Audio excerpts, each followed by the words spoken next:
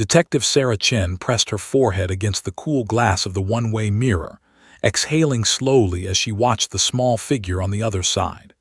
3-year-old Emma Torres sat at a child-sized table in the interview room, a box of crayons scattered before her like abandoned toys.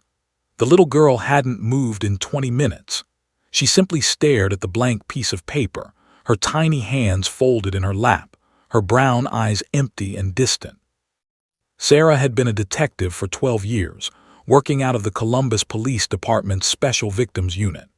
She'd interviewed hundreds of witnesses, coaxed testimony from terrified victims, and pieced together countless shattered lives. But she'd never felt as helpless as she did right now, watching this 3-year-old child locked in silence. "She's not going to talk today either," said Detective Marcus Flynn, Sarah's partner, as he entered the observation room carrying 2 cups of coffee. He handed one to Sarah, his weathered face etched with concern. "That's 3 weeks, Sarah. 3 weeks without a single word about that night." Sarah took the coffee but didn't drink it. Her stomach was already churning with frustration. There has to be something we're missing, some way to reach her. Through the glass, Emma finally picked up a purple crayon. Hope flickered in Sarah's chest. But the little girl simply held it, turning it over in her small fingers before setting it down again untouched. The case was slipping through their fingers like water. Lisa Torres had vanished on the night of March 15th, leaving behind no trace except for a broken lamp, drops of blood on the kitchen floor, and one traumatized toddler. Emma had been found the next morning by her grandmother Rosa, sitting in the corner of her room, rocking back and forth, completely unresponsive. Marcus Torres, Emma's father and Lisa's husband, had been arrested within 48 hours. His alibi was paper-thin, his demeanor suspicious, and his story full of holes. But without physical evidence, without a body, and without Emma's testimony, the district attorney's office was watching their case crumble. "The preliminary hearing is in 5 days," Marcus Flynn reminded Sarah unnecessarily. "Without Emma, Judge Hernandez is going to dismiss the charges. You know she will. We don't have enough." Sarah's jaw tightened. She knew he was right. The circumstantial evidence, the blood spatter analysis, the neighbor who heard shouting, the life insurance policy Marcus had taken out 6 months earlier, it all pointed to Marcus Torres. But it wasn't enough. Not for a murder charge without a body. The door to the observation room opened, and Ada David Richardson walked in, looking like he'd aged 10 years in 3 weeks. His usually immaculate suit was wrinkled, his tie loosened, dark circles under his eyes. "Tell me you got something," he said, though his tone suggested he already knew the answer. "She won't talk," Sarah said flatly. Richardson cursed under his breath and ran his hand through his hair. "The defense is already filing motions to dismiss. Judge Hernandez is losing patience. She can't hold Marcus indefinitely on what we have." He paused, watching Emma through the glass. "Is she even capable of testifying? She's 3 years old and she's completely shut down." "She's capable," Sarah insisted, her voice sharp. "She's traumatized, not incapacitated. Whatever she saw that night, it was bad enough to make her retreat inside herself. But she's in there, David. She knows what happened." In the interview room, the child psychologist, Dr. Monica Stevens, tried a different approach. She pulled out a dollhouse, carefully placing 2 adult figures and 1 child figure inside. "Emma, sweetie, can you show me where you were when Mommy went away?" Emma's eyes flickered to the dollhouse, and for a brief moment, Sarah saw recognition. But then the little girl's face went blank again, her small body tensing. She pushed away from the table and moved to the corner of the room, wrapping her arms around her knees. Dr. Stevens sighed and stood up, walking to the door. Moments later, she joined them in the observation room, defeat written across her features. "I've tried everything: play therapy, art therapy, narrative therapy. She's completely dissociated from the trauma. It's a protective mechanism. Her mind is shielding her from something she can't process." "How do we break through?" Richardson demanded. Dr. Stevens shook her head slowly. I don't know if we can, not in 5 days, maybe not ever. Forcing her could cause permanent psychological damage. We have to respect her. Her father murdered her mother. Sarah's voice rose sharply, surprising everyone including herself. She took a breath, composing herself. I'm sorry, but Marcus Torres is going to walk free unless we find a way to help Emma speak. The room fell into heavy silence. Through the glass, Emma remained in the corner, small and unreachable. Marcus Flynn pulled out his phone, scrolling through something. There might be one more option, he said slowly. It's unconventional. I'll take unconventional at this point, Richardson said. What is it? My sister works in the Cleveland court system. She told me about a program they started last year, Courthouse Facility Dogs. Specifically trained dogs that help traumatized witnesses, especially children, testify in court. Sarah frowned. Dogs in a courtroom. I know how it sounds, Marcus continued, but she said the results have been remarkable. Kids who couldn't speak suddenly open up with the dogs present. Something about the animal's presence, calming, non-judgmental, protective. There's one dog, a golden retriever named Max, who's been involved in over 30 cases in Ohio. Richardson looked skeptical. The defense will have a field day with that. They'll argue it's prejudicial, that a cute dog will influence the jury. Let them argue, Sarah said, a spark of hope igniting in her chest for the first time in weeks. If Max can help Emma speak, it's worth fighting for. What other choice do we have? Dr. Stevens was nodding thoughtfully. Actually, there's solid research supporting animal-assisted therapy for trauma victims, especially children. Dogs can provide a sense of safety and emotional regulation that human beings can't always offer. It might work. Sarah looked back at Emma, still curled in that corner, lost in a world of silence and fear. Somewhere inside that little girl was the truth about what happened to Lisa Torres. Somewhere inside was the key to bringing a murderer to justice and giving Emma a chance to heal. Get me Max, Sarah said firmly. We have 5 days to make this happen. Let's give Emma a reason to speak. As they filed out of the observation room to make the arrangements, Sarah took one last look at the small child through the glass. Hold on, Emma, she whispered. Help is coming. Emma didn't move, didn't acknowledge the world around her. But deep in her traumatized mind, locked behind walls of fear and pain, the truth waited. All they needed was the right key to unlock it, and that key might just have 4 legs and a golden coat. The morning of March 28th arrived with gray clouds hanging low over the Franklin County Courthouse. Detective Sarah Chen stood in the building's lobby, nervously checking her watch for the 5th time in as many minutes. Officer James Wilson and Max were supposed to arrive at 9:00 a.m. sharp, and it was now 9:03. Every minute felt like an eternity. Emma's grandmother, Rosa Torres, sat on a wooden bench nearby, her weathered hands clutching a rosary. At 62, Rosa had buried her husband, raised 3 children, and survived breast cancer, but nothing had prepared her for the nightmare of the past 3 weeks. Her daughter was missing, presumed dead. Her son-in-law was in jail, accused of murder. And her precious granddaughter, her little Emma, had become a ghost of herself. Detective Chen, I don't know about this, Rosa said for what must have been the 10th time that morning, her accent thickening with anxiety. A dog. My Emma, she doesn't even like dogs. Last year at the park, a puppy came running up to her and she cried. Sarah sat down beside Rosa, choosing her words carefully. Mrs. Torres, Max isn't just any dog. He's been specially trained for exactly this kind of situation. He's helped over 30 children testify in cases like Emma's. Cases like Emma's, Rosa repeated bitterly, her eyes filling with tears. My baby shouldn't have a case. She should be playing with dolls, watching cartoons, eating ice cream, not sitting in a courthouse about to testify that her father, her voice broke, unable to finish the sentence. Sarah placed a gentle hand on Rosa's shoulder. I know, I'm so sorry, but Emma has the strength to get through this, and Max is going to help her find it. The courthouse doors swung open, bringing with them a gust of cool morning air and the sound of clicking nails on marble floor. Sarah stood up quickly, her heart suddenly racing. Officer James Wilson entered first, tall and broad-shouldered, wearing his police uniform. But it was the magnificent golden retriever walking calmly beside him that captured everyone's attention.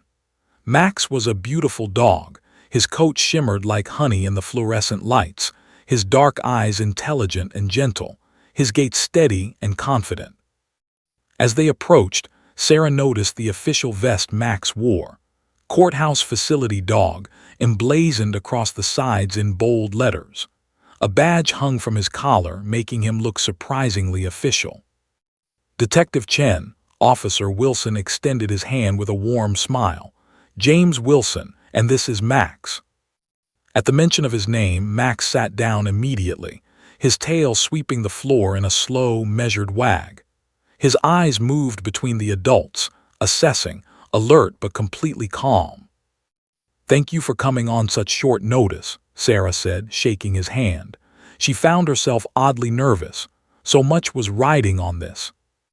"Happy to help," Wilson replied. "Max and I have driven down from Cleveland. We've been briefed on Emma's case." His expression turned serious.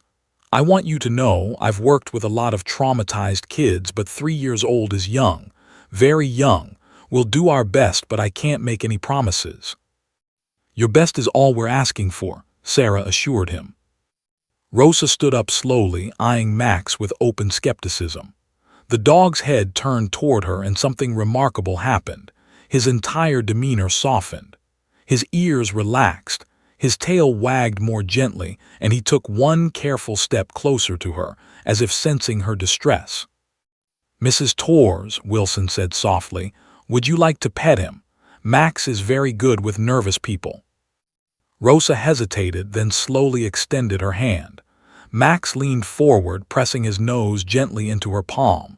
The old woman's face crumpled and tears began streaming down her cheeks. "He's so soft," she whispered. "Where's Emma now?" Wilson asked, ever professional. "Upstairs in a private waiting room with Dr. Stevens, her therapist," Sarah explained. "We thought it would be best to introduce her to Max in a quiet, controlled environment before bringing her into the courtroom." They made their way to the 3rd floor, taking a service elevator to avoid the morning rush of attorneys and defendants. The hallway was empty except for a uniformed officer standing guard outside room 312.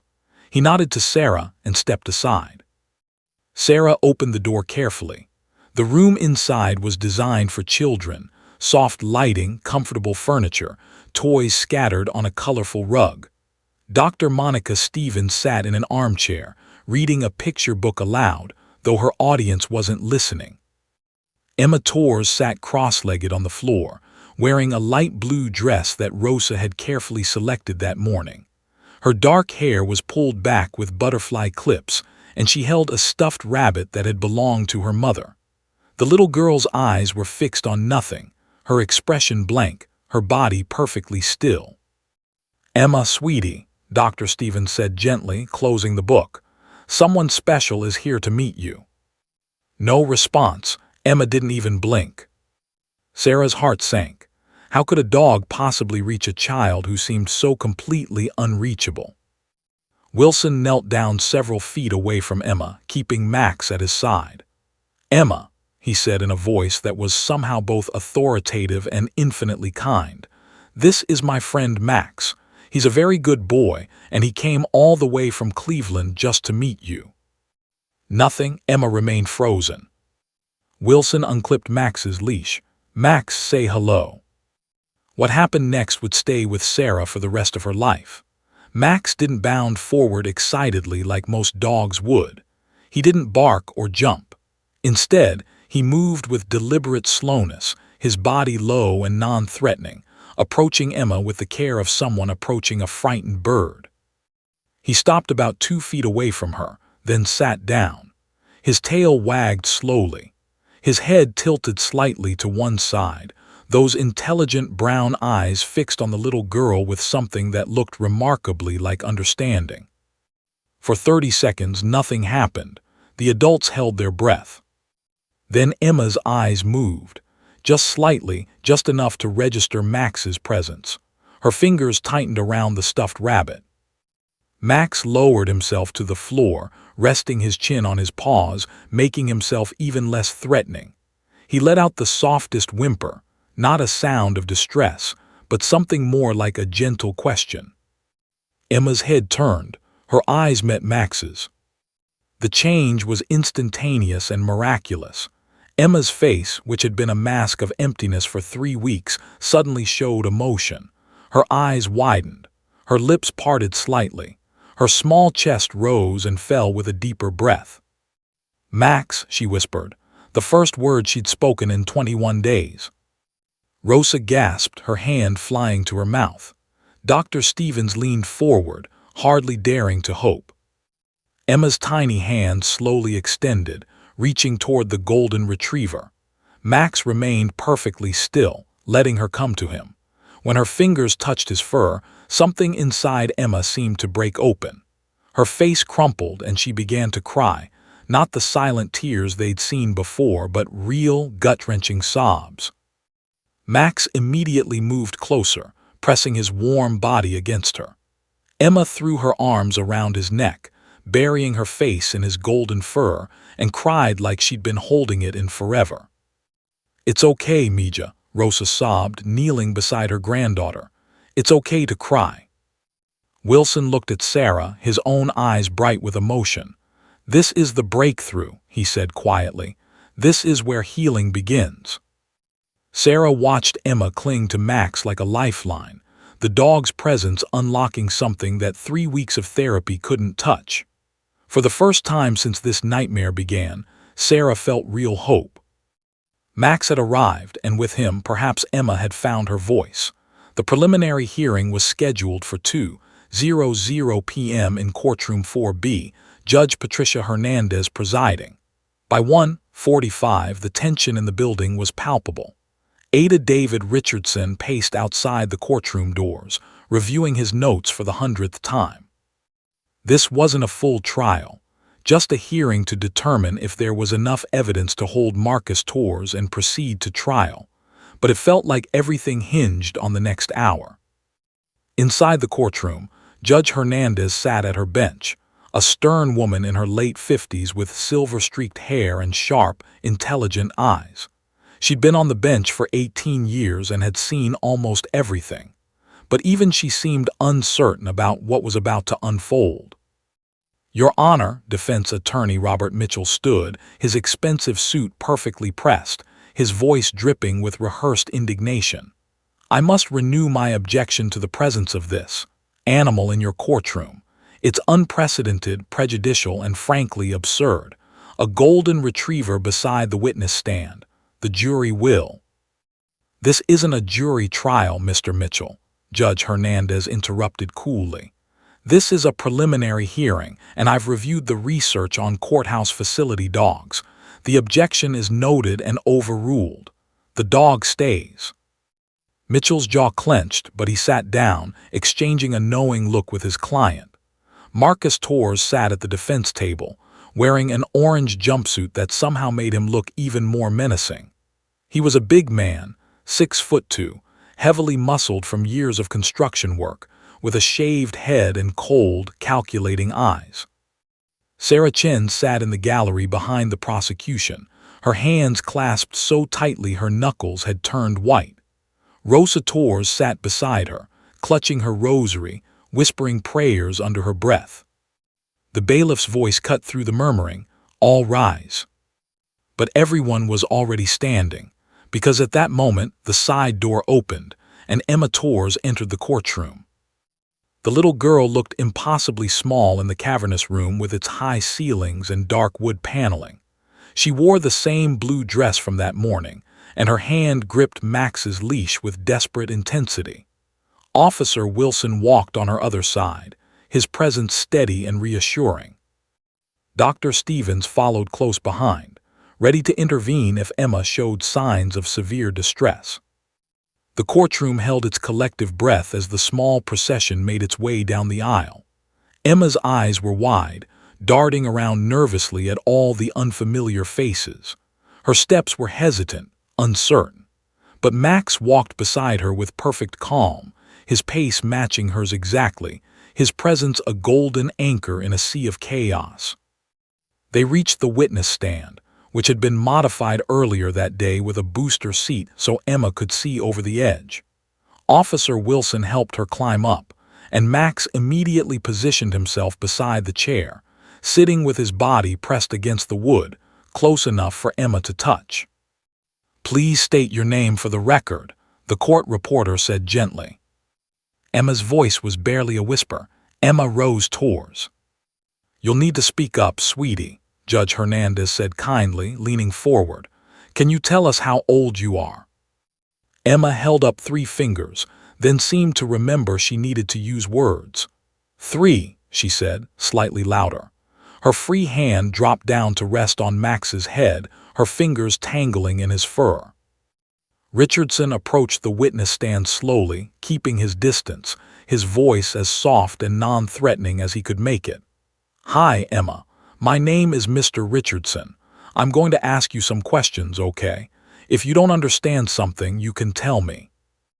Emma nodded, her eyes fixed on the prosecutor rather than looking anywhere near her father. "Emma, do you know why you're here today?" "To talk," Emma whispered. "That's right. You're very brave for being here. Can you tell me where you live?" With Abuela Rosa, Emma's voice was getting slightly stronger. "And before you lived with Abuela Rosa, where did you live?" "At my house, with Mommy and—" She trailed off, her breathing quickening slightly. Max's ear twitched, his head turning slightly toward her. "It's okay," Richardson encouraged. "Take your time. You lived with Mommy and who else?" "Daddy," Emma said, and for the first time her eyes flickered toward the defense table. Marcus Torres leaned back in his chair, his face an unreadable mask. But his eyes, those cold, dark eyes, were fixed intently on his daughter. "Emma, do you remember the night when Mommy went away?" Richardson asked, and the entire courtroom seemed to lean forward. Emma's hand tightened in Max's fur. The dog remained perfectly still, but his eyes were alert, watchful. "Yes," she whispered. "Can you tell us what you remember about that night?" Emma's breathing became faster. Her little chest rose and fell rapidly. "It was dark," she began, her voice shaking. "I was sleeping, but the noise waked me up." "What kind of noise?" "Loud noise, scary noise, like—" Emma's eyes began to water, "like breaking things." Sarah felt her heart pounding. This was it. This was the testimony they needed. "What did you do when you heard the noise?" Richardson asked gently. "I got out of bed. I went to the hallway." Emma's voice was getting smaller, younger. "I was scared. I wanted Mommy." "And what did you see in the hallway?" Emma's entire body went rigid. Her breathing became shallow, rapid gasps. The color drained from her face.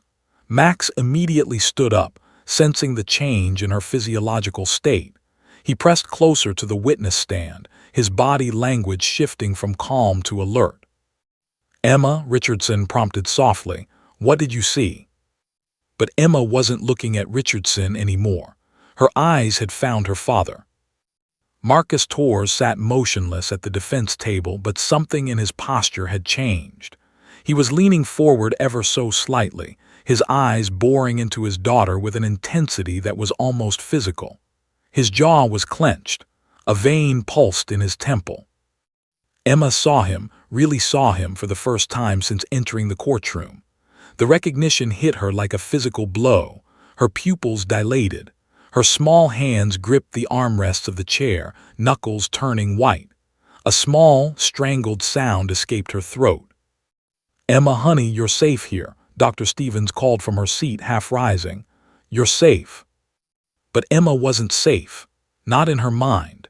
In her mind, she was back in that dark hallway 3 weeks ago, watching something no 3-year-old should ever witness. The memories were flooding back, drowning her.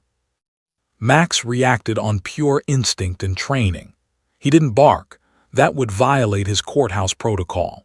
But he moved with purpose, shifting his position to place his body more directly between Emma and the defense table. His stance widened slightly, protective, and he leaned harder against the witness stand. Emma's trembling hand found Max's head, her small fingers clutching desperately at his fur. The contact seemed to ground her, pull her back from the edge of panic. "I saw," Emma began, her voice breaking. Tears streamed down her face. "I saw." "Objection." Mitchell was on his feet. "Your Honor, the witness is clearly too traumatized to continue. This is bordering on child abuse, forcing her to." "Overruled," Judge Hernandez snapped. "Sit down, counselor." Emma was sobbing now, but she was also speaking, the words tumbling out between gasps. "I saw Daddy, and Mommy was on the floor, and there was red, so much red, and Daddy saw me and he said." She gulped air, her whole body shaking. "He said don't tell. He said if I tell I'll go away like Mommy. He said."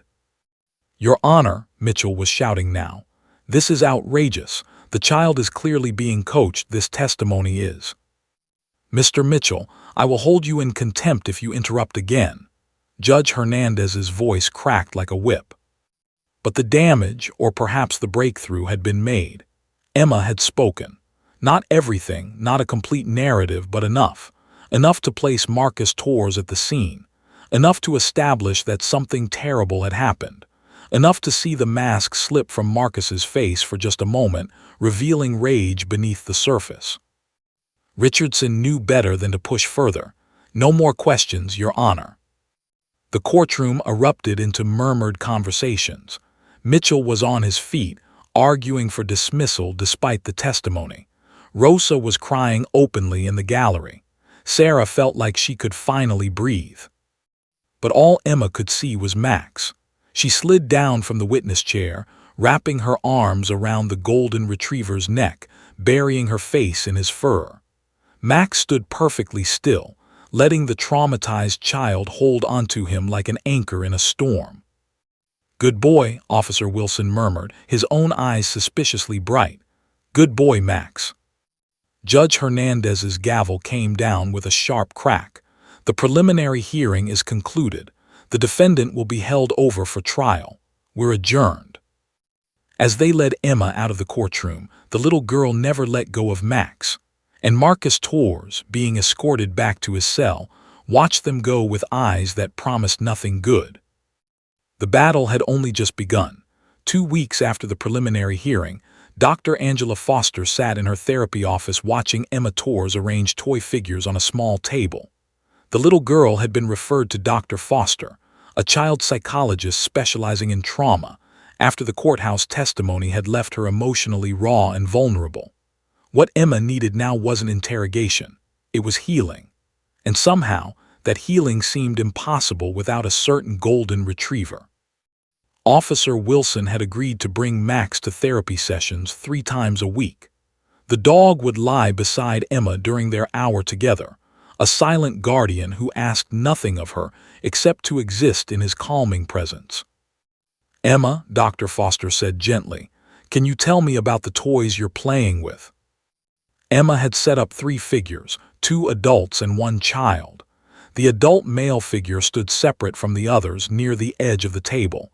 The female figure lay flat. The child figure stood in between, impossibly small. "That's my family," Emma said softly, her hand absently stroking Max's ear. The dog lay with his head on his paws, watching her with those knowing brown eyes. "Can you tell me about them?" Emma's small finger pointed to the female figure. "That's Mommy. She's sleeping." "Where is Mommy sleeping?" "On the floor. She won't wake up." Emma's voice had that distant quality again, the one that made Dr. Foster's heart ache.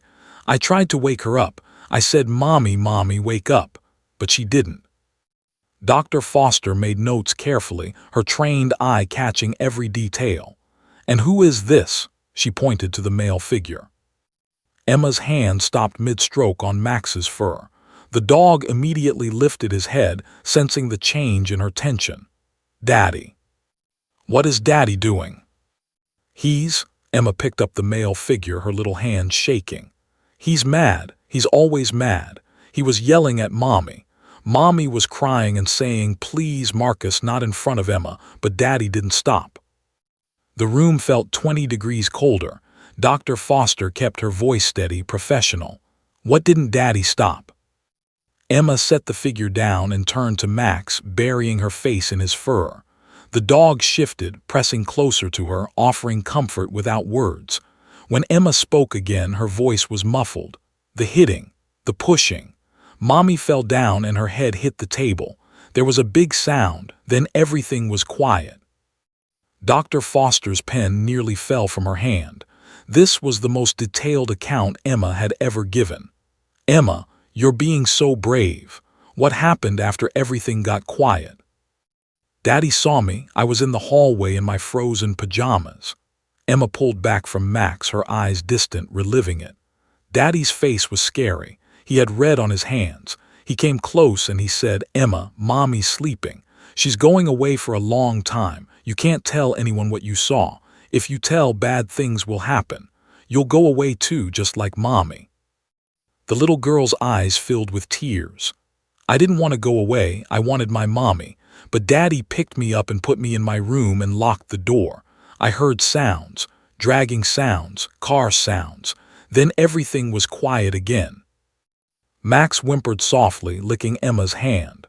The gesture seemed to give her permission to cry, and she did, deep, heaving sobs that shook her tiny frame. Dr. Foster moved to sit on the floor beside them, careful not to intrude on the safe space Max had created. "Emma, you are the bravest little girl I've ever met. And I want you to know something very important. What happened to your Mommy was not your fault. And telling the truth doesn't make bad things happen. Telling the truth helps catch people who do bad things." "But Daddy said..." "Your daddy lied to you, sweetheart. He was scared you would tell the truth, so he tried to scare you. But you're safe now.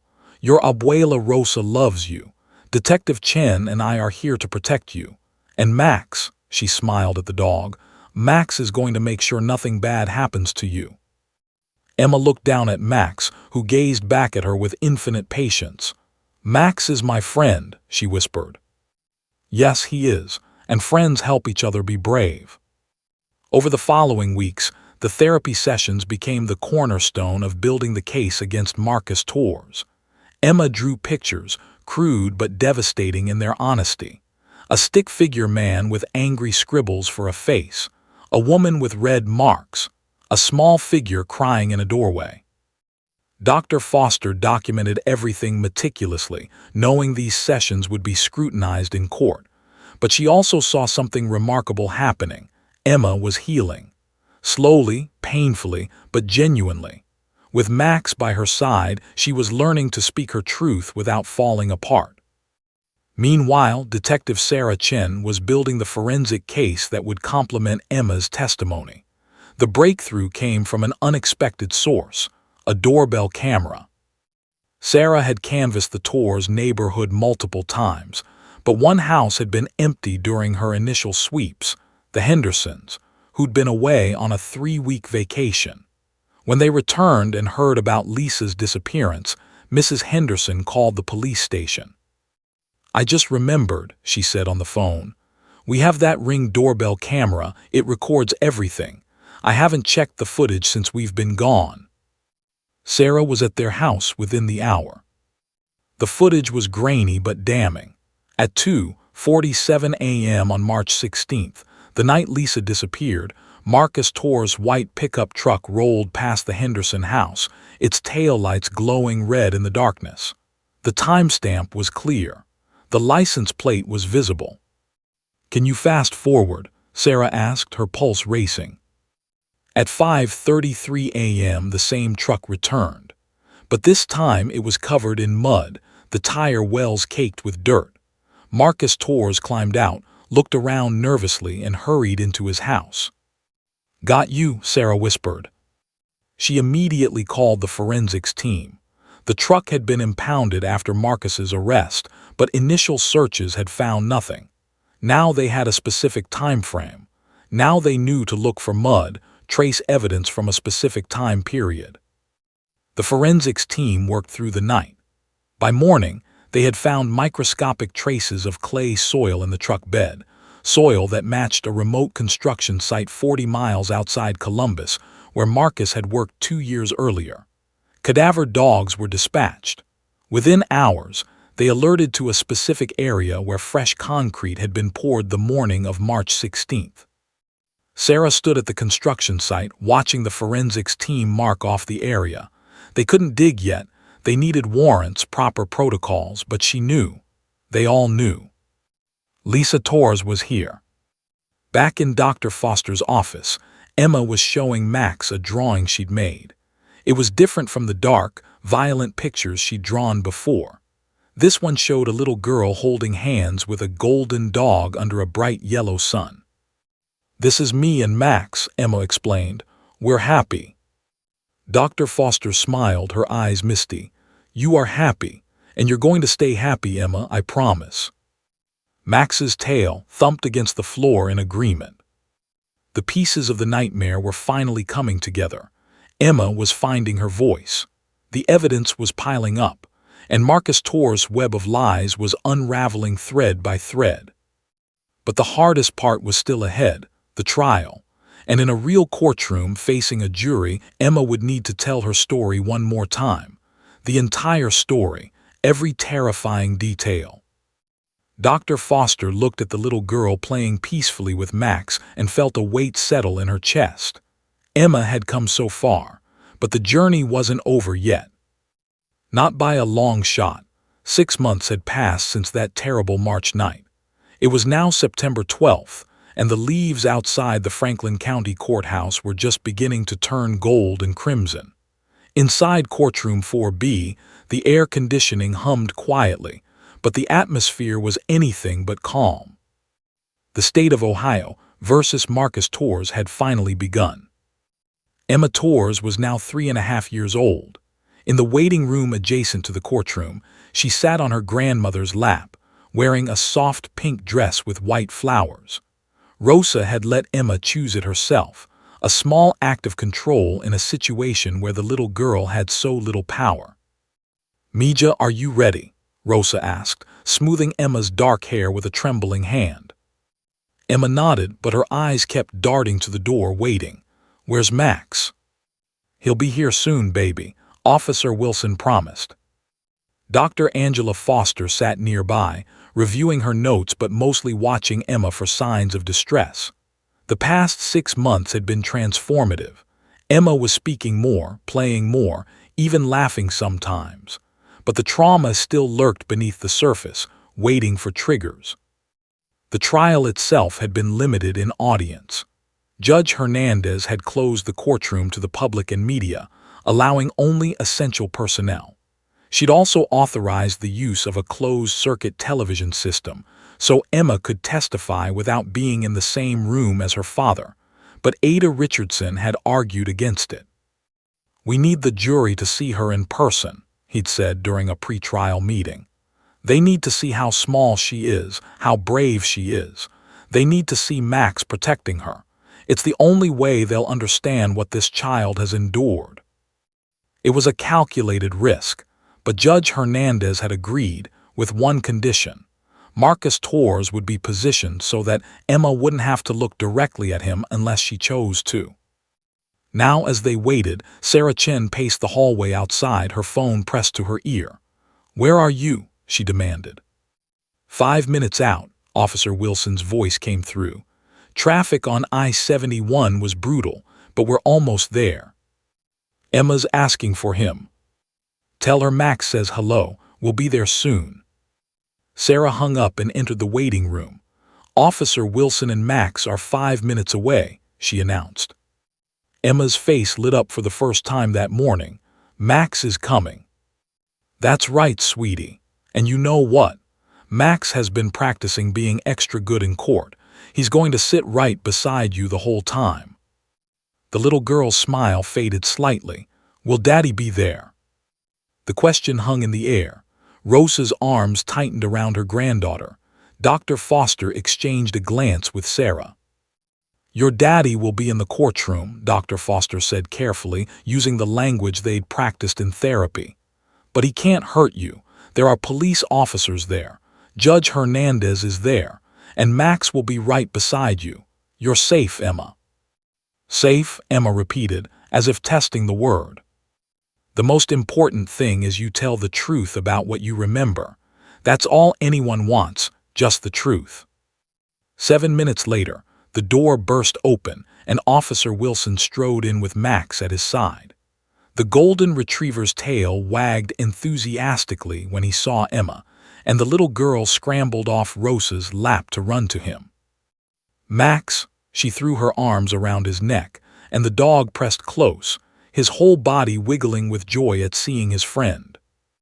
Wilson smiled, though his eyes were serious. "Sorry we're late. Ready for this?" "As ready as we'll ever be," Sarah replied. Inside the courtroom, 12 jurors sat in the jury box, 7 women and 5 men, ranging in age from 25 to 68. They'd been selected carefully, screened for bias, for their ability to handle disturbing testimony involving a child. Marcus Torres sat at the defense table in a suit that almost made him look respectable. Almost. His attorney, Robert Mitchell, had coached him well: sit up straight, look concerned but not angry, show remorse without admitting guilt. But Marcus's eyes gave him away.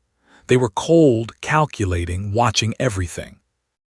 Ada David Richardson stood at the prosecution table, his hands clasped behind his back, projecting confidence he only half felt. Everything hinged on Emma. The doorbell camera footage was powerful. The forensic evidence was solid. The cadaver dog alerts at the construction site were damning. But without Emma's testimony placing Marcus at the scene, describing what she'd witnessed, the defense could argue reasonable doubt. Judge Hernandez entered and everyone rose. "Be seated," she said crisply. "Bailiff, please bring in the witness." The courtroom doors opened. Emma walked in holding Max's leash in one hand and Officer Wilson's hand in the other. The contrast was stark. A tiny girl in a pink dress, dwarfed by the massive courtroom, flanked by a police officer and a golden retriever. Several jurors visibly reacted. One woman's hand went to her heart. A man in the back row leaned forward, his expression softening. Emma's steps were slow, hesitant.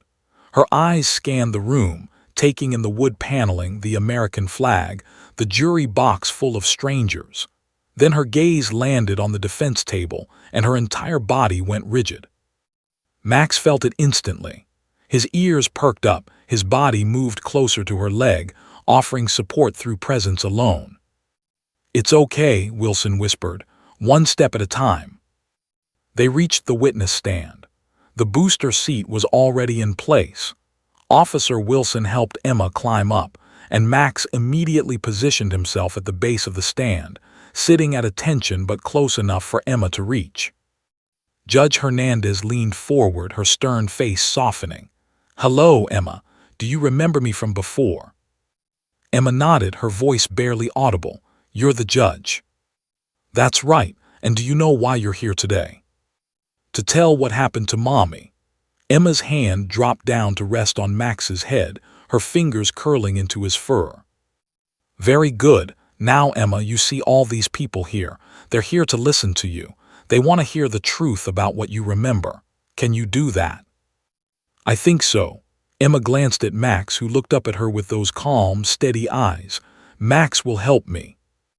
"Yes, he will. Mr. Richardson, you may begin." Richardson approached slowly, holding a small stuffed bunny, the same one Emma brought to every therapy session. "Hi, Emma, I brought your friend. Dr. Foster said you might want him." Emma reached for the bunny gratefully, clutching it to her chest. With the bunny in one arm and her hand on Max's head, she looked slightly less terrified. "Emma, can you tell the court your full name?" Emma Rose Torres. Her voice was stronger now. "And how old are you?" 3.5. "You're very grown up. Emma, do you know what it means to tell the truth?" "It means you don't tell lies. You say what really happened." "Exactly. And that's what we want you to do today. Just tell us what really happened. Can you start by telling us about your family? Who lived in your house?" Emma took a deep breath. Max's ear twitched, listening. Me and Mommy and Daddy lived there. Mommy's name is Lisa. She has yellow hair and she smells like flowers. She reads me stories and makes me pancakes. She sounds wonderful. What about your daddy? Emma's voice dropped. Daddy is big. He works at the construction place. He gets mad sometimes. What happens when Daddy gets mad? He yells. He throws things. Mommy cries and tells me to go to my room. Richardson nodded gently. Emma, I need to ask you about a specific night. The night your mommy went away. Do you remember that night? The courtroom fell completely silent. Even the court reporter seemed to hold her breath. Emma's hand tightened on Max's fur. The dog pressed harder against the witness stand, his support absolute.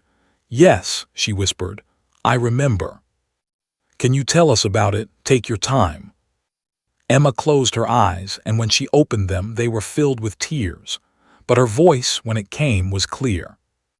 I was sleeping in my bed, then I heard the yelling. It was loud, so loud it waked me up. I heard Mommy crying. She was saying, please, Marcus, please stop. I heard things breaking. Crash, crash, crash. Then I heard Mommy scream. What did you do?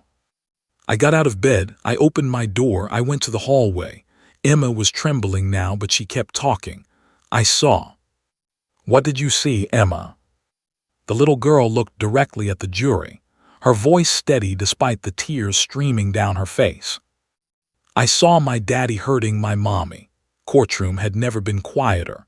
Every eye was fixed on the small figure in the witness stand, on the little girl who had just uttered those devastating words. I saw my daddy hurting my mommy. Ada Richardson knew he had to tread carefully now. This was the moment, the testimony that would either convict Marcus Torres or fall apart under the weight of Emma's trauma. Emma, he said softly, can you tell us what you mean by hurting? What did you see your daddy do? Emma's breath hitched, her small chest rose and fell rapidly. He was pushing her. Mommy fell down, she hit the table, there was a big sound, her voice cracked. Mommy wasn't moving. What happened next? Daddy was standing over Mommy. He was breathing hard. He had red on his hands, on his shirt. Emma's voice was becoming smaller, younger, as if she was shrinking back into that 3-year-old child from 6 months ago. Marcus Torres sat perfectly still at the defense table, his face an expressionless mask. But his lawyer noticed, everyone noticed, the way his jaw clenched, the way a vein pulsed at his temple, the way his hands slowly curled into fists on the table. Emma, where were you when you saw this? Richardson continued. In the hallway by my room, I was scared. I wanted to run, but my legs wouldn't move. Tears streamed freely down Emma's face now. Then Daddy looked up, he saw me. What did Daddy do when he saw you? Emma's entire body began to tremble. Max, who had been sitting calmly at the base of the witness stand, suddenly lifted his head. His ears came forward. His body tensed, sensing the shift in Emma's physiological state, the spike in her heart rate, the change in her breathing, the flood of stress hormones. He came toward me. His face was so scary. His eyes were. Emma couldn't finish. Her breathing was coming in short, sharp gasps now. Dr. Foster half rose from her seat in the gallery, ready to intervene if Emma went into full panic mode. It's okay, Emma, Richardson said. You're safe here. What did Daddy say to you? But Emma wasn't looking at Richardson anymore. Something had drawn her attention, a movement, a sound, something that pierced through her fragile composure. Her eyes moved past the prosecutor, past the jury box, and landed directly on the defense table. On her father. Marcus Torres had leaned forward in his chair, just slightly, just enough. His elbows were on the table now, his body angled toward the witness stand, and his eyes, those cold, hard eyes, were locked on his daughter with an intensity that was almost violent. It was the same look from that night. The look that said, don't tell, don't you dare tell, or else. The effect on Emma was instantaneous and catastrophic. Her pupils dilated. The color drained from her face. Her mouth opened but no sound came out. Her small hands clutched the arms of the chair so tightly her knuckles turned bone white. Every muscle in her tiny body locked up as if she'd been frozen in ice. "Emma," Richardson's voice seemed to come from very far away. But Emma was gone. In her mind, she wasn't in a courtroom surrounded by people sworn to protect her. She was back in that hallway in her frozen pajamas, watching her father's hands covered in her mother's blood, hearing him say those terrible words, "If you tell, you'll go away too." Max reacted before any human could. The golden retriever rose to his feet in one fluid motion, his training and instincts merging into pure protective purpose. He didn't bark. That would break protocol, would violate everything he'd been taught. But he moved with decisive authority, positioning his body between Emma and the defense table. He couldn't fully block her view. The witness stand was elevated, but he placed himself as a physical barrier, his stance widening, his body pressing against the front of the wooden stand. His head was up, alert, his eyes fixed not on Emma but on the source of her distress, Marcus Torres. The courtroom erupted in surprised murmurs. Mitchell jumped to his feet. "Your Honor, the dog is." "Sit down," Judge Hernandez snapped, her gavel already in hand. But something was happening, something remarkable. Emma's trembling hand reached down, searching blindly, desperately for Max. Her fingers found his fur, that soft, golden fur that had become her anchor, her lifeline. She grabbed hold, her small hand twisting into his coat, and Max pressed harder against the stand, giving her something solid, something real, something safe to hold onto. And then Emma spoke. "No," the word burst from her like a dam breaking. Her voice was loud, stronger than anyone had heard it. "No more scared, no more." The courtroom froze. Even Marcus Torres' mask slipped for just a moment, his eyes widening in surprise. Emma's face was still streaked with tears, but something had changed. The paralysis was breaking. The silence was shattering. And with Max's warm body pressed against her hand, she found words she'd been holding inside for 6 months. "Daddy hurt Mommy." Her voice rang through the courtroom, high and clear and devastating. "Daddy pushed Mommy and Mommy fell down and her head bleeded and Mommy wasn't moving and Daddy saw me and he said." She gulped air, but kept going, the words tumbling out now like a flood. "He said don't tell nobody or I'd go away too, and he said Mommy was sleeping but Mommy wasn't sleeping, Mommy was." "Objection," Mitchell was shouting red-faced. "Your Honor, this is clearly." "Overruled." Judge Hernandez's voice cracked like thunder. "Let the child speak." Emma wasn't stopping now. The dam had broken completely. "Daddy picked up Mommy. He dragged her. I heard sounds. Bad sounds. Then Daddy came back and he put me in my room and locked the door and I cried and cried but nobody came and it was dark and I was so scared and—" Her voice broke into sobs, but even sobbing she continued. "Daddy said if I told, bad things would happen. He said I'd never see Abuela again. He said—" She looked directly at her father now, her tear-filled eyes meeting his, and screamed the words that would haunt the courtroom forever. "Daddy hurt Mommy. Daddy made Mommy go away. And Daddy said don't tell but I'm telling. I'm telling everybody." Marcus Torres' carefully constructed facade shattered. He stood up abruptly, his chair scraping back. "That's not, she doesn't know what she's—" "Mr. Torres, sit down," Judge Hernandez commanded. But the damage was done. The jury had seen it, the flash of rage across Marcus's face, the aggressive movement, the way his daughter physically recoiled when he stood, pressing herself back in the chair, her hand clutching Max so tightly it must have hurt the dog. Max never moved, never flinched. He stood there like a golden statue, absorbing Emma's terror and fear and pain, transforming it into something she could survive. Officer Wilson was at the witness stand now, having moved forward instinctively. Dr. Foster had reached the barrier separating the gallery from the well of the courtroom. Rosa Torres was sobbing openly in her seat, one hand over her mouth. Emma collapsed forward, wrapping both arms around Max's neck, burying her face in his fur. Her whole body shook with sobs, not the silent tears of trauma, but the loud, messy, healing tears of a child who had finally told her terrible secret. "Daddy hurt Mommy," she sobbed into Max's fur. "Daddy hurt Mommy and I saw it, and now everybody knows, and I'm not going away. I'm not going away. I'm staying with Abuela and Max, and I'm not going away." Richardson stood motionless, his eyes suspiciously bright. He'd practiced law for 23 years, but he'd never witnessed anything like this. Judge Hernandez's voice was thick when she spoke. "We'll take a 30-minute recess. Counselors, my chambers, now." As the bailiff led Marcus Torres, now shouting denials, now showing his true colors, out of the courtroom, Emma clung to Max like he was the only solid thing in a world that had tilted sideways. "You're so brave," Officer Wilson murmured, kneeling beside them. "You're the bravest little girl in the whole world." Max's tail wagged slowly, gently, as if agreeing. His job wasn't to understand the complexities of human justice.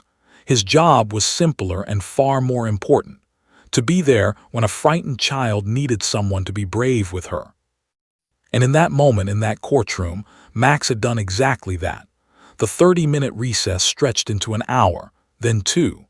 In Judge Hernandez's chambers, a battle was being waged that would determine Marcus Torres' fate. Ada David Richardson sat on one side of the judge's mahogany desk, his expression carved from stone. Defense attorney Robert Mitchell sat opposite, looking like a man who just watched his case implode in spectacular fashion. "Your Honor," Mitchell began, his voice lacking its usual confidence, "my client maintains his innocence, but given the emotional nature of this morning's testimony, perhaps we should discuss." "Discuss what exactly?" Richardson cut him off. "Your client just revealed himself in open court. The jury saw his reaction when his daughter testified.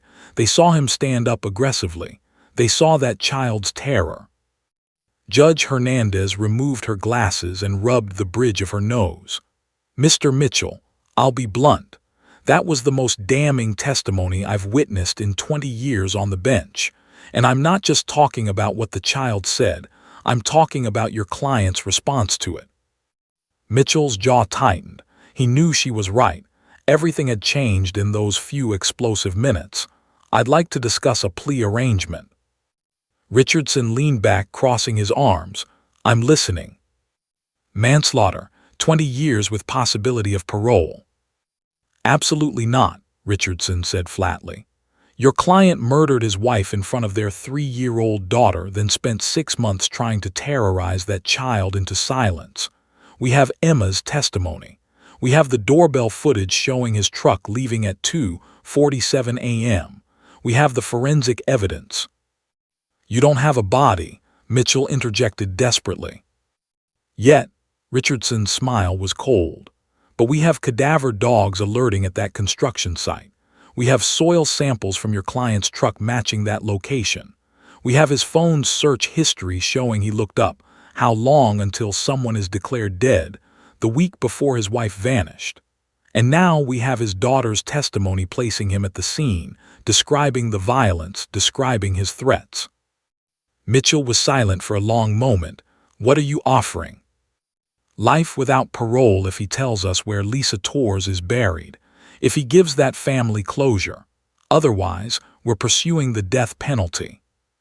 The defense attorney's face went pale. He excused himself to confer with his client.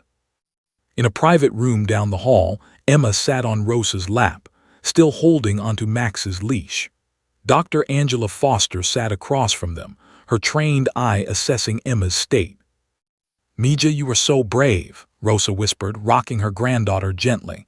So brave." "Is it over?" Emma asked in a small voice. "Do I have to go back?"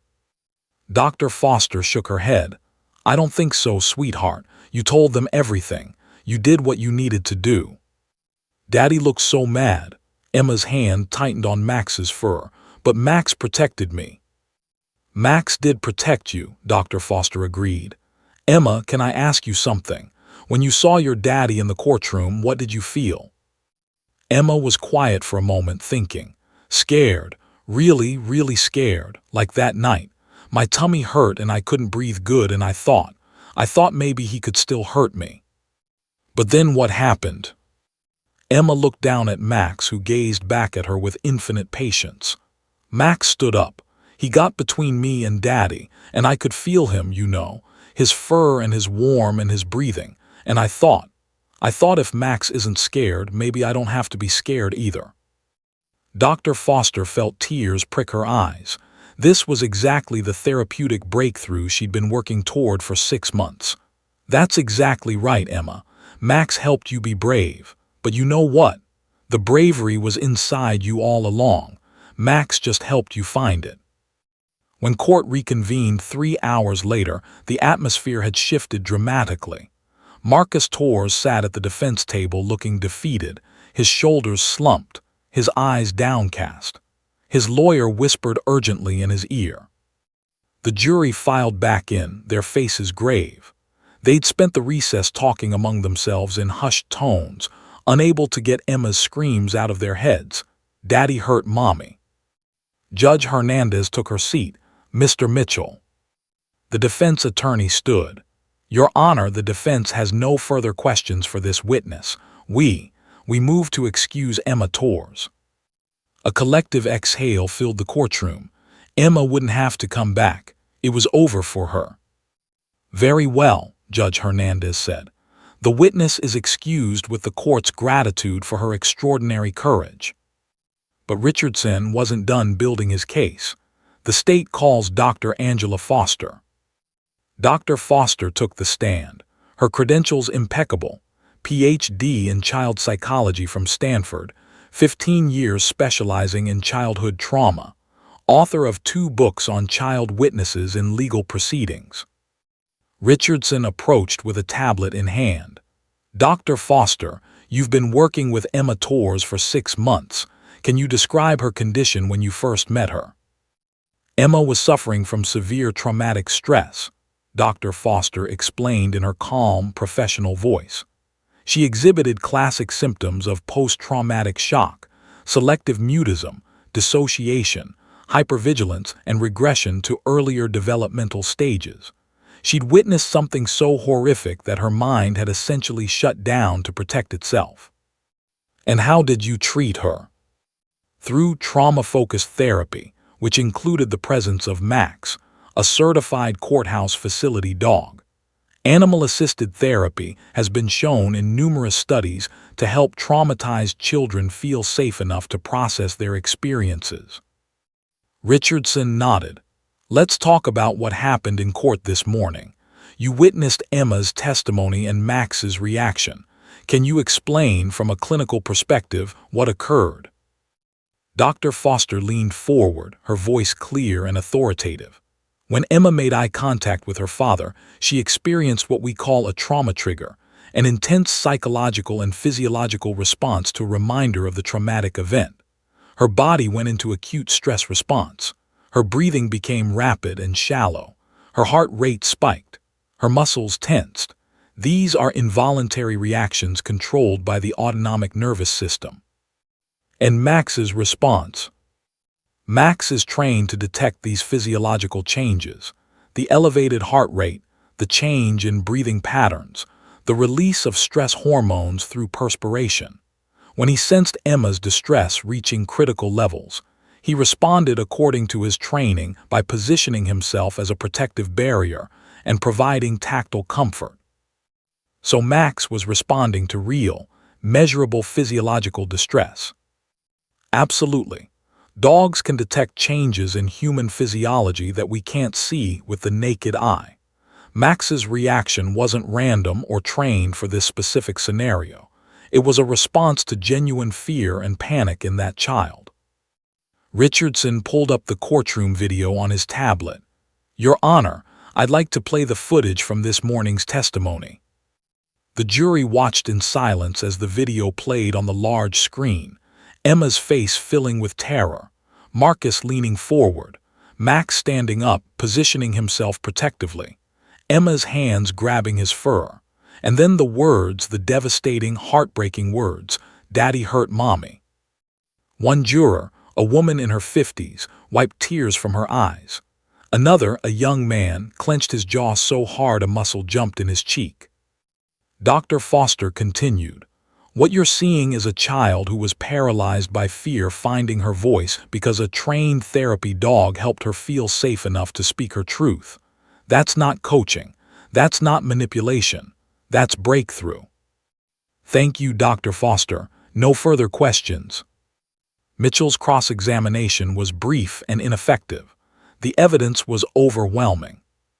During the afternoon recess, Mitchell returned to the prosecution with an answer. "My client will accept the plea," he said quietly. "Life without parole. He'll disclose the location of Lisa Torres' remains." Richardson felt no satisfaction, only grim relief. "We'll need the location verified before we finalize anything." 2 hours later, Marcus Torres, in shackles and surrounded by police, led detectives to the construction site. In a voice devoid of emotion, he pointed to a section of freshly poured concrete near the foundation of what was supposed to become a shopping center. "There," he said, "I buried her there. Then I poured the concrete the next morning before anyone arrived for work." Detective Sarah Chen, standing beside the site, felt sick, but also vindicated. "Lisa Torres, we're bringing you home." As the excavation began, back at the courthouse, Emma was finally allowed to go home with Rosa. As they left, Emma insisted on saying goodbye to Max. She threw her arms around the golden retriever's neck one more time. "Thank you, Max. You helped me be brave." Max's tail wagged, and he licked her cheek gently, as if saying, "You're welcome, little one." Officer Wilson smiled through tears. "You helped each other." The evidence had aligned. The truth had emerged. And justice finally was within reach. 3 days after Marcus Torres led authorities to his wife's grave, the excavation team found her. Lisa Marie Torres, age 28, had been buried beneath 18 inches of concrete, exactly where her husband said she would be. The coroner confirmed blunt force trauma to the head, consistent with Emma's testimony about her mother hitting the table. The formal plea agreement was signed on September 20, 2024. Marcus Torres stood before Judge Patricia Hernandez in an orange jumpsuit, his hands and feet shackled, and pleaded guilty to second-degree murder. No trial, no jury deliberation, just the cold, hard truth finally acknowledged. "Mr. Torres," Judge Hernandez said, her voice like steel, "you murdered your wife in front of your 3-year-old daughter. You then spent 6 months trying to silence that child through fear and intimidation. The sentence is life in prison without the possibility of parole. You will never walk free again." Marcus showed no emotion, no remorse, no tears. He simply nodded once and was led away. In the gallery, Rosa Torres held Emma on her lap. The little girl had asked to be there for this, to see that her father couldn't hurt anyone anymore. When the guards took Marcus out through the side door, Emma whispered, "He's gone." "Yes, Mija," Rosa said softly. "He's gone. He can never scare you again."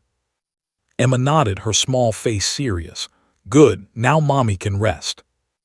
Lisa Torres' funeral took place on a cool October morning, the sky a brilliant blue, the trees ablaze with autumn colors. The cemetery was small and peaceful, located just outside Columbus. A white casket adorned with sunflowers, Lisa's favorite, rested above the grave. Emma stood between Rosa and Detective Sarah Chen, holding a single sunflower. She'd spent the morning with Dr. Foster, preparing for this moment, the final goodbye she'd never gotten to say. The priest spoke words about eternal rest and peace, but Emma wasn't really listening. She was talking to her mommy in her head, the way Dr. Foster had taught her. "I'm sorry I couldn't help you that night, Mommy. I was too little, but I told the truth about Daddy. I was brave. Max helped me be brave." When it was time, Emma stepped forward and placed her sunflower on the casket. "I love you, Mommy," she whispered. "I'll remember you forever and ever." Rosa knelt beside her, tears streaming down her weathered face. Together, grandmother and granddaughter said goodbye to the woman they'd both loved so deeply. That night, Emma asked Rosa a question that had been troubling her. "Abuela, am I bad because my daddy did bad things?" Rosa pulled her granddaughter close, her heart breaking. "No, Mija. No, no, no. You are good. You are light. You are everything beautiful. Your daddy's choices were his own. They have nothing to do with who you are." Dr. Foster says the same thing. Because it's true. You are loved, Emma. By me, by Dr. Foster, by Detective Chen, by Officer Wilson, and by Max. So many people love you. Emma nodded against her grandmother's chest. "I love them too." 2 years passed, the kind of years that change everything. Emma was now 5 years old, attending kindergarten at Lincoln Elementary School. She loved art class, had made 3 best friends, and was learning to read. The nightmares still came sometimes, but less frequently. The therapy continued, though now it was only once a week instead of 3 times. The Torres case had made national headlines, sparking conversations about domestic violence, child witnesses, and the use of facility dogs in courtrooms. Judge Hernandez had written an influential opinion piece for the American Bar Association's Journal, citing Emma's case as a watershed moment in understanding how to help traumatized children participate in the justice system. Officer James Wilson and Max had become minor celebrities in the courthouse dog community.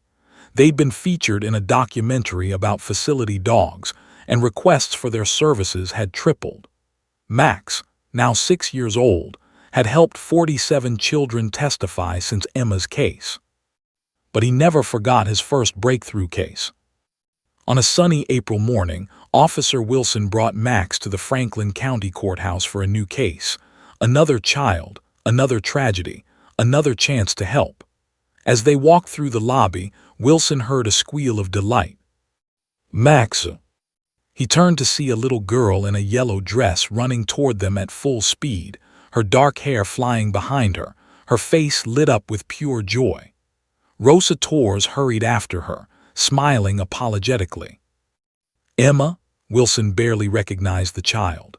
She was taller, healthier, her eyes bright and full of life, so different from the traumatized toddler he'd first met 2 years ago. Emma crashed into Max with the enthusiasm only a 5-year-old could muster, wrapping her arms around the golden retriever's neck. Max's tail wagged furiously, his whole body wiggling with happiness. He remembered her. Of course he remembered her. "I missed you so much," Emma said, her words tumbling over each other. "I told my teacher about you. I drew a picture of you. Look."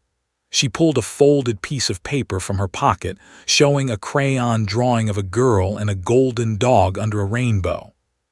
"That's beautiful, Emma," Wilson said, his throat tight with emotion. Rosa reached them, slightly out of breath. "We were here for a victims' rights meeting. Emma saw you from across the lobby and just took off running." "I'm glad she did." Wilson knelt down beside Emma and Max. "Emma, do you know what Max is doing here today?" Emma nodded seriously. "He's helping another kid be brave like he helped me." "That's right. Because you were so brave and you helped us understand how important Max's job is, we can now help even more children." Emma looked up at him with those big brown eyes, eyes that still held shadows of what she'd been through, but also held hope, resilience, and healing. "Is the kid scared?" "Yes, very scared." Emma thought about this, then turned to Max. She put her small hands on either side of his face, looking into his gentle eyes. "Max, you tell that kid something for me, okay? You tell them that being brave doesn't mean you're not scared. It means you're scared, but you do it anyway. And you tell them that you'll be right there and you won't let anything bad happen." Max licked her nose, and Emma giggled, a sound of pure childhood joy that made Wilson's eyes water.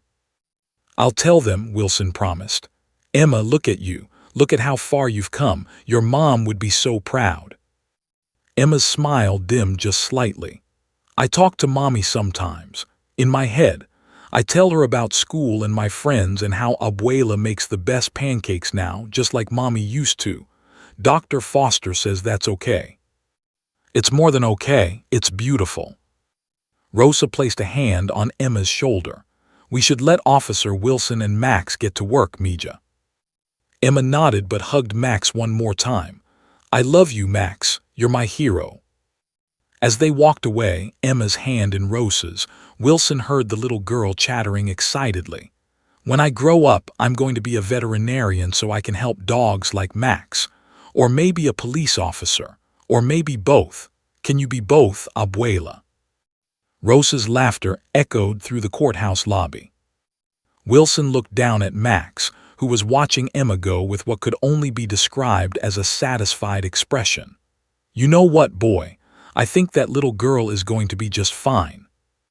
Max's tail wagged in agreement. That evening back at home, Emma sat at the dinner table coloring while Rosa prepared dinner. She was drawing again, always drawing, but her pictures had changed. They were no longer dark and violent. Now they were full of color and light. This one showed a courthouse with a golden dog sitting on the steps. Above the building, a woman with yellow hair smiled down from a cloud. Who's that, Mija? Rosa asked, looking over Emma's shoulder. That's Mommy watching Max help other kids. She's proud of him, and proud of me too. Rosa kissed the top of her granddaughter's head, tears streaming down her face. Yes, baby, she is so proud of you. Emma added one more detail to the picture. A little girl standing next to Max, holding his paw, no longer afraid. She labeled it in her careful kindergarten handwriting, Max and me, we are brave together. The story of Emma Torres and Max the courthouse dog would be told for years to come, in law schools, in psychology courses, in training programs for facility dogs. It became a case study in courage, in healing, in the remarkable bond between humans and animals. But for Emma, it was simpler than all that. Max had been there when she needed someone to be brave with. He'd stood between her and her fear. He'd given her a reason to speak her truth. And in doing so, he'd given her back her voice, her childhood, and her future. Justice had been served. Lisa Torres could rest in peace.